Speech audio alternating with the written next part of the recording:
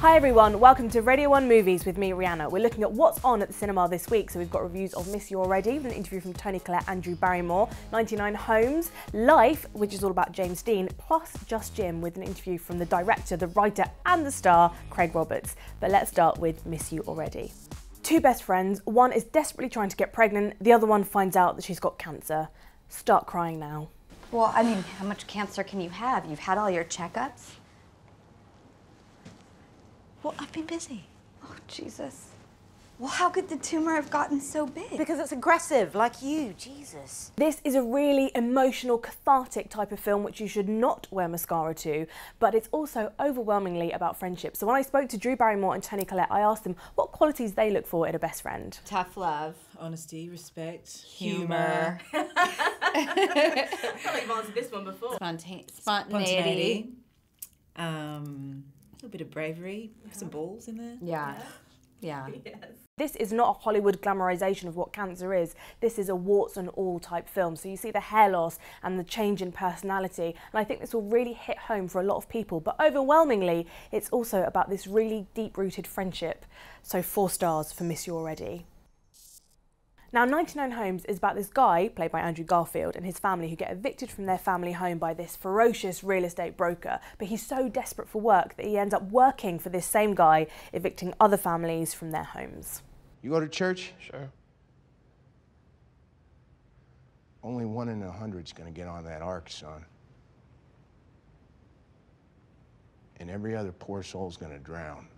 Michael Shannon is excellent as this really immoral agent who can convey this pure evilness without twitching a facial muscle. It's extraordinary. And Andrew Garfield is very convincing as this desperate father, but I can't see anyone rushing out to see this movie because it is as depressing as it sounds.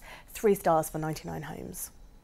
Now to Just Jim, which is about a boy in the valleys who is depressed. He has no friends, his parents don't understand him, even his dog has run away from him. So when this cool James Dean lookalike turns up, he wants some of that coolness to rub off on him. The key is to be mysterious, but also open. Hey girls. Oh, what are you doing here this time? Buying food. If you don't know who Craig Roberts is, he was the star of Submarine in 2010. He's been in Bad Neighbours, 22 Jump Street. He's written, directed and stars in this film, and he's only 24. How much more talent can you cram into one person? I'm only acting in it because of the budget, but by no means do I think I'm Woody Allen that I can do all 3. Directing was just like fun. What are you doing, like dashing from like in front of the camera to behind it to check the rushes, then rushing back to do it again? For some of the scenes, yeah, but I mean, there's a lot of scenes of me walking my dog, which I don't need to watch back because it's boring. I loved the style of this movie. It sort of shifts from the 80s to the 50s to the present day, but I was disappointed with the lack of dialogue because I think Craig Roberts can be so funny, and where it really works is where he has all these really awkward moments with the people around him, and where it doesn't work is where I feel like I've seen bits of the film before. It doesn't feel that original. So 3 stars for Just Jim.